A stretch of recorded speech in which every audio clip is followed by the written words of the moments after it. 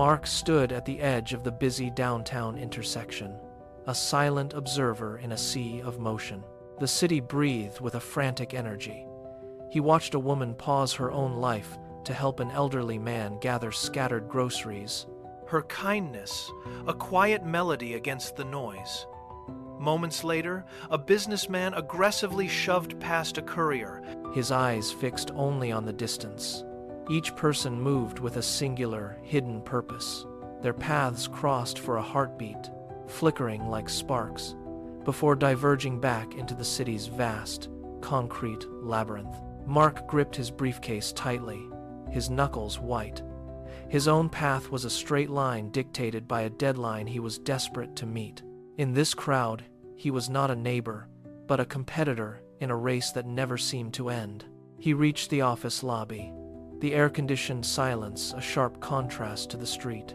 His mind was a cage, holding only the image of the promotion he had been chasing for 3 long years. Every step was a calculation. He stepped 5 to the elevator, the doors sliding shut like a guillotine. Beside him stood Sarah. He knew her name, but little else. She looked exhausted, her frame slumped under the weight of a massive stack of files. Mark offered a curt, barely visible nod, his eyes already drifting to the glowing floor numbers. He was present in body, but his spirit was already in the boardroom, fighting a battle that hadn't yet begun. To him, Sarah was just another obstacle in a cramped space. Mark looked at his watch, the ticking of the seconds echoing his impatience. Then, something broke his focus. He saw the red marks on Sarah's wrists, where the heavy paper stack had dug into her skin. He noticed the dark, heavy circles under her eyes that no amount of coffee could hide. Her hands were trembling, a fragile vibration that spoke of a breaking point.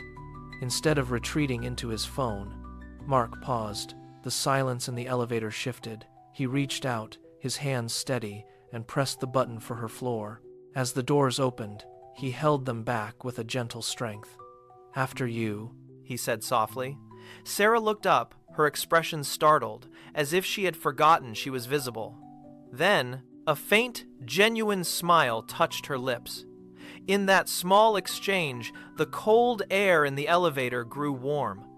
Mark realized that his pursuit of success had made him blind to the very people walking beside him. He walked into his meeting, but the man who entered was not the one who had woken up that morning. He carried no cold calculation, no sharpened ego. When his manager challenged his proposal, the old Mark would have fought, defended, and attacked. But this Mark listened.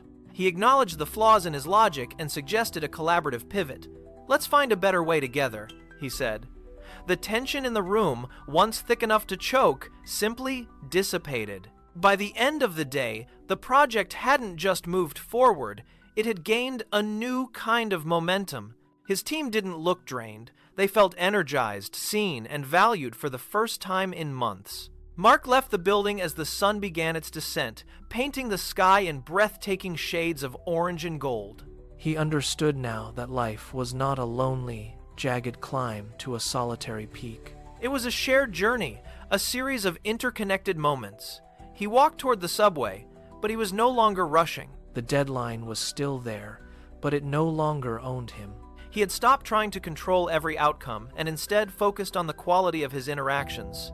He had become his own sun, finding a steady warmth in the simple, profound act of kindness. His path, once narrow and suffocating, now felt wide, clear, and full of light.